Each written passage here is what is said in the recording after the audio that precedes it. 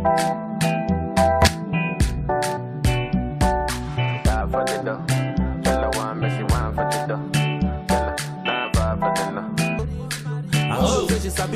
dans cette nouvelle leçon vidéo. Aujourd'hui, nous allons entamer un nouveau chapitre qu'on appelle réaction acido-basique. Réaction acido-basique, les échanges de protons.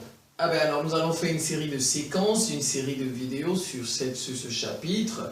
Voilà, ça c'est la première vidéo. Nous allons d'abord présenter ce que c'est que le pH.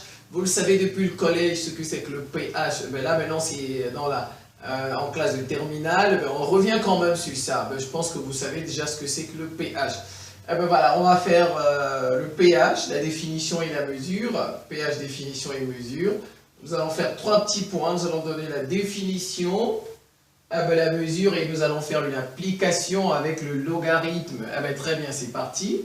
Définition. Le pH, c'est une grandeur sans unité. C'est une grandeur sans dimension. On ne dit pas pH égale 7 cm ou bien pH égale 7 mol. Ou bien on ne dit pas ça. On dit tout simplement pH égale 7.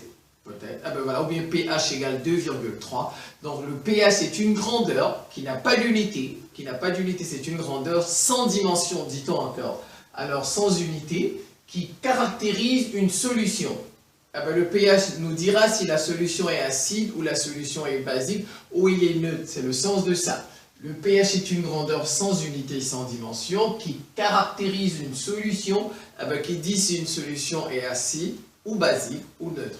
Alors, il peut prendre des valeurs entre 0 et 14. Il y a une échelle de pH que vous connaissez depuis le collège. Donc, ça va de 0 à 14. Voilà. Donc, il peut prendre, on va dire, ça c'est des rappels. Hein. Il peut prendre des valeurs entre 0 et 14 pour des solutions. Cette fois-ci, on précise pour des solutions aqueuses diluées. C'est-à-dire à 25 degrés Celsius. Donc, il peut prendre des valeurs entre 0 et 14 pour des solutions aqueuses diluées. En parenthèse 25 degrés Celsius.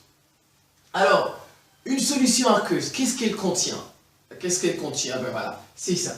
Une solution aqueuse contient deux types d'ions. Deux types d'ions.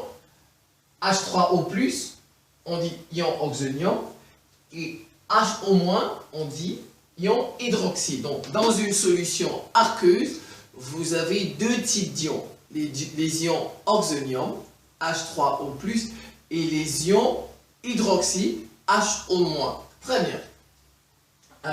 Et le pH quant à lui, il est lié, j'ai oublié lié, il est lié à la valeur de la concentration de l'ion H3O+.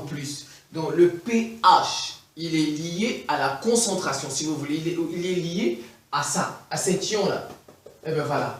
Il est fonction, vous voulez, on peut dire les fonctions de cet ion, l'ion oxonium. Il est lié à la valeur de la concentration de cet ion, c'est tout. Donc je reprends, et le pH est lié, j'ai oublié lié, le pH est lié à la valeur de la concentration de l'ion oxonium H3O+. Voilà, ça se note comme ça, concentration avec des crochets de H3O+. Son unité, l'unité de la concentration, c'est en mol par litre. Voilà. Donc c'est ça, la définition. Il y a des formules à retenir et à réciter. Voilà, H3O+, est égal à 10 puissance moins pH. Alors quand on introduit les logarithmes, on a vu une séquence, oui on va dire ça comme ça, une vidéo, dans laquelle on a vu des rappels de mathématiques avec les propriétés sur les logarithmes. Voilà. Donc c'est où pH égale moins log de la concentration de H3O+. Voilà, donc ça c'est le logarithme décimal, donc je reprends. La concentration de H3O+ égale 10 puissance moins pH, ou encore pH égale, ne pas oublier, j'ai pH, le P il est minuscule et le H il est majuscule. On lit ça potentiel hydrogène. P pour potentiel, H pour hydrogène. Donc, le potentiel hydrogène est égal à l'opposé du logarithme de la concentration de l'ion oxonium. Voilà, donc c'est ça ici, tout simplement.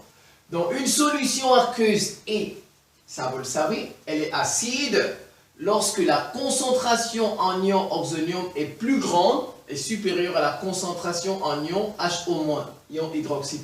On dit encore tout simplement lorsque le pH est inférieur à 7. Une solution aqueuse et basique lorsque la concentration en ion oxygène est plus petite et inférieure à la concentration en H en ion HO-. Lorsque les HO- sont nombreux que ceci, la solution est basique. Lorsque les H3O+ sont nombreux que les HO-, elle est acide. Eh ben, c'est neutre lorsqu'il y a égalité. Lorsque la concentration, eh ben voilà, les deux concentrations, lorsqu'elles sont égales, on dit que la solution aqueuse est neutre. Ou tout simplement pH égale à 7. Eh ben voilà, très bien. La mesure du pH. On est à la mesure du pH.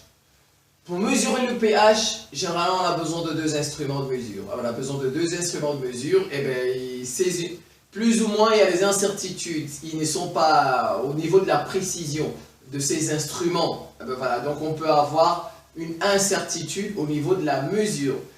Pourquoi? Bon, je les présente d'abord.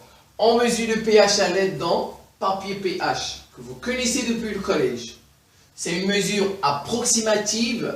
C'est pas très précis, et ben voilà, une mesure approximative à une unité de pH près, et ben voilà, c'est une mesure approximative, soit un pH mètre, le deuxième instrument c'est un pH mètre, cette fois-ci lui il est plus précis, il est beaucoup plus précis, donc mesure précise, à 0,05 unité de pH près, et ben vous voyez il y a toujours une incertitude, il y a une incertitude lorsqu'on mesure le pH, on appelle ça une incertitude de mesure. Donc, mais à cause de l'incertitude de mesure, on prend deux chiffres significatifs. Pareil, deux chiffres, ça veut dire deux chiffres toujours. Il faut toujours prendre deux chiffres. Par exemple, le pH est égal à 1,2. Si vous mesurez avec ces instruments le pH, le papier pH ou bien le pH mètre, vous allez trouver de longs chiffres, on peut dire ça comme ça, avec des mots très simples. Alors, il faut retenir, tout ceci veut dire qu'il faut retenir deux chiffres significatifs. Par exemple, 1,2, voilà, on a deux chiffres significatifs. Et ça voudrait dire que les instruments de mesure ne sont pas très précis. Et ben voilà, les valeurs qu'on obtient, donc c'est un peu ça. Voilà. Le papier pH, lui, il est vraiment approximatif. Eh ben le pH mètre, lui, il est beaucoup plus précis par rapport au papier pH, mais il y a quand même une incertitude. C'est pourquoi on donne les résultats après mesure, avec deux chiffres significatifs, par exemple, comme je vous ai mis ici, pH égale 1,2. Vous voyez bien, il n'y a pas d'unité. Ah ben, il n'y a pas d'unité. Ah ben voilà. On va appliquer tout ça. Appliquer. Ah ben, j'ai mis directement ici pH parce que j'ai pas de plat. Donc, on va me demander de calculer le pH et de conclure. Ah ben, de calculer le pH et de conclure, de dire si c'est acide ou c'est basique. Voilà, application pH. Application pH. On va me demander de calculer le pH et de dire, ah ben, si la solution est acide ou basique. Ben alors, au minéral, la concentration en ion oxonium, c'est 3,1 fois 10 puissance moins 7 mol par litre. La solution d'acide chlorhydrique, concentration CC, est égale à 4,6 fois 10 puissance moins 3 mol par litre. Solution me demande de calculer le pH et de conclure. Eh bien, de conclure comme vous voulez. Alors, j'applique ma formule. On m'a donné la concentration, eh bien voilà.